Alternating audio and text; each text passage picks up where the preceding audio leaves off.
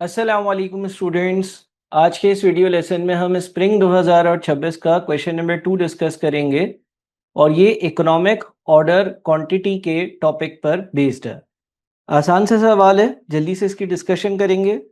सवाल की रिक्वायरमेंट बड़ी सिंपल है। Compute the economic order quantity EOQ for raw material X10। Company raw material मंगवाती है और उसका इकोनॉमिक ऑर्डर क्वांटिटी हमें कैलकुलेट करना है।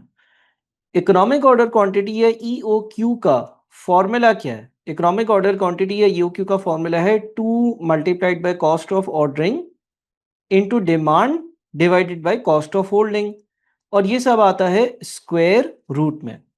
यहाँ पर जो ऑर्डरिंग कॉस्ट होती है वो पर ऑर्डर होती है और जो होल्डिंग कॉस्ट होती है वो per unit for a year होती है, एक साल के लिए। सवाल देख लेते हैं कि क्या कहता है हमें और इसको साथ साथ जो है वो सॉल्व भी करते जाते हैं। सवाल में लिखा हुआ है Jeffrey Industries Limited ZIL produces and sells a single product A5 using raw material X10। A5 finish good है और उसको बनाने के लिए रॉ मटेरियल X10 लगता है, यानी कि हम X10 परचेज करते होंगे और हमें X10 का ही इकोनॉमिक ऑर्डर क्वांटिटी बताना है। The following information has been extracted from ZIL's budget for the upcoming year। आने वाले साल के बजट के बारे में इंफॉर्मेशन है। Number 1, the total sales of product A5 are estimated at rupees 360 million। पूरे साल की जो A5 की सेल्स होगी वो 360 मिलियन की होगी with a selling price of rupees 1000 पर केजी, और एक केजी 1000 रुपए का बिकेगा। तो इसका मतलब क्या हम यूनिट सोल्ड ढूंढ सकते हैं? बिल्कुल। 360 मिलियन, मिलियन में होते हैं 60। ये हमारा टोटल सेल्स रेवेन्यू है। इसको जब हम सेलिंग प्राइस से डिवाइड करेंगे तो हमारे पास जो 360,000 आएगा, ये जो केजीज आएगा ना, ये हमारे पास सेल्स के यूनिट्स होंगे, यानी कि इतने में यूनिट्स बेचता हूं, इतना किलो फिनिश गुड का बेचता हूं, इसको बनाने के लिए रॉ मटेरियल इस्तेमाल करता हूं। The purchase price of raw material X10, अब X10 की इंफॉर्मेशन है, इज एस्टिमेटेड एट रुपीज 380 पर KG. Each KG of raw material X10 yields 0.9 kilo of product A5 resulting in a normal loss of 0.1 kilograms of input। ये process costing के chapter में आप losses के बारे में डिटेल में चीजें पढ़ेंगे। कहने का ये पर्पस है कि X10 में ज्यादा खरीदूंगा, या X10 का अगर 1 किलो खरीदता हूं, X10 का अगर 1 किलो खरीदता हूं, उसमें से 0.1 किलो जाया हो जाता है और हाथ में बचता है 0.9 किलो। मिसाल के तौर पर X10 कोई ऐसा रॉ मटेरियल है जिसको मैं एवेपोरेट करता हूं, तो 1 किलो मैंने एवेपोरेट बॉईल करने के लिए रखा, 0.1 किलो उसमें से हवा में मिल गया, बॉईल हो गया, एवेपोरेट हो गया, हाथ में क्या बचा? 0.9 किलो। तो इसका मतलब वो ये कहना चाह रहा है कि मैं X10 को इस्तेमाल कर कर उससे A5 बनाता हूं, लेकिन अगर मुझे 360,000 किलो A5 का पूरे साल में बेचना है तो मुझे X10 ज्यादा खरीदना पड़ेगा। और कितना खरीदना पड़ेगा? 90% रह जाता है, 10% जाया हो जाता है, ये रहा हुआ है, यानी कि ये 90% है।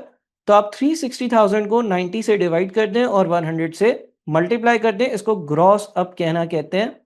यह आ जाएगा आपके पास 400 किलोग्राम्स। इसका मतलब यह है कि मैं 400 किलोग्राम्स X10 का खरीदूंगा, उसमें से 10% यानी कि 40,000 किलो जाया हो जाएगा, इवेपोरेट हो जाएगा, लॉसेस में चला जाएगा, बच जाएगा 360 किलो।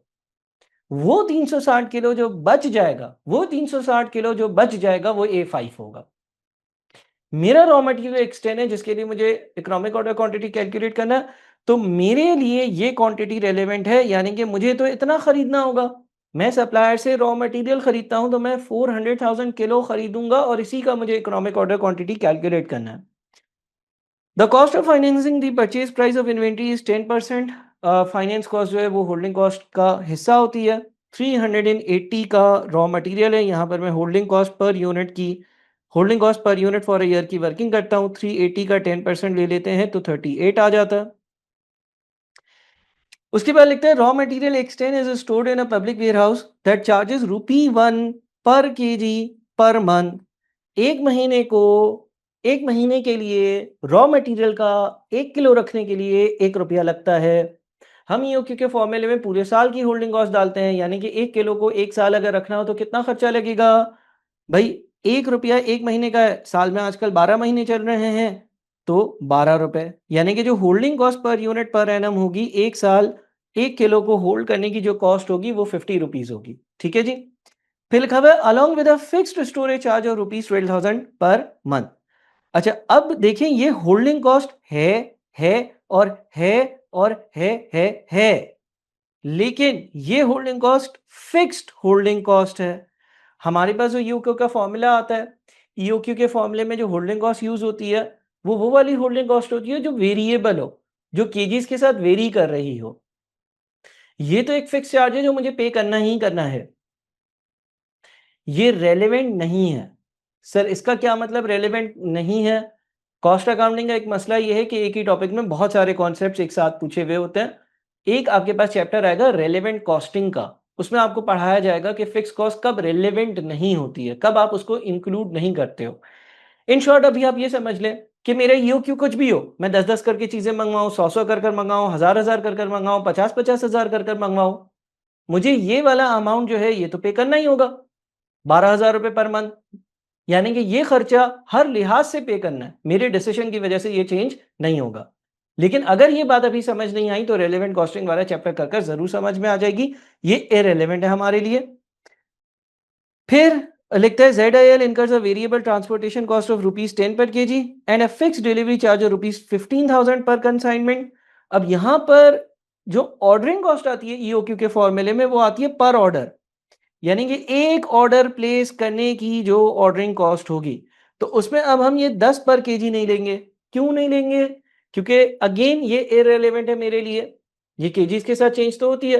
पूरे साल में मुझे कितने केजी मंगवाने हैं? पूरे साल में मुझे 4 लाख केजी मंगवाने हैं।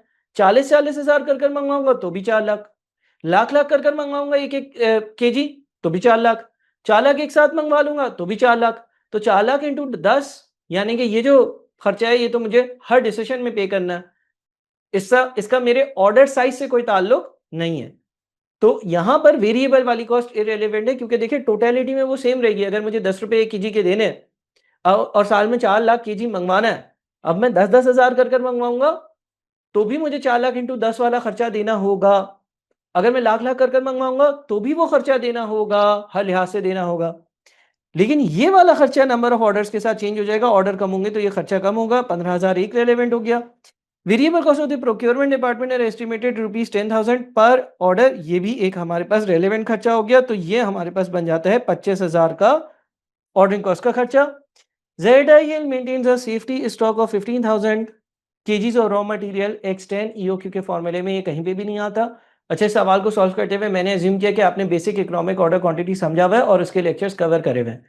सो अब हमारा फाइनल आंसर होगा 2 इंटू कॉस्ट ऑफ ऑर्डरिंग, जो कि हर ऑर्डर के साथ वेरी करती है, और एक ऑर्डर की यहाँ लिखते हैं, इंटू एनुअल डिमांड पूरे साल की डिमांड जो कि 4 लाख है, डिवाइडेड बाय 50 जो कि holding cost per unit per annum है, और ये सब आ जाएगा स्क्वायर रूट में।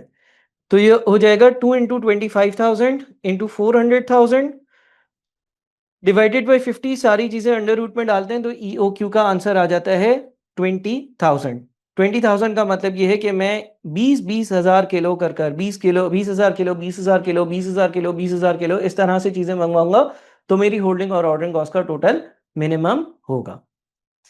आईकेप का अगर आंसर देखते हैं, उन्होंने कुछ इस तरह से तरतीब में किया हुआ है, थोड़ा सा साफ सुथरा, ये आपकी प्रैक्टिस के साथ इंप्रूव होगा। फाइनल आंसर वही है जो हमने निकाला, जो कि 20,000 है। मैं आपको समझाते समझाते सॉल्व कर रहा था, यहाँ पर डायरेक्टली ये आंसर आपके सामने आया हुआ है।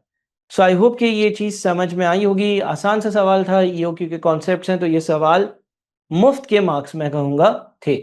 आपको अगर कॉस्टिंग का इतना पता है, मतलब इतना पता होना चाहिए, और ये मुफ्त के मार्क्स आपके होने चाहिए, बनने चाहिए। ये पेपर का बहुत आसान सवाल था। Thank you so much. अल्लाह हाफ़िज़।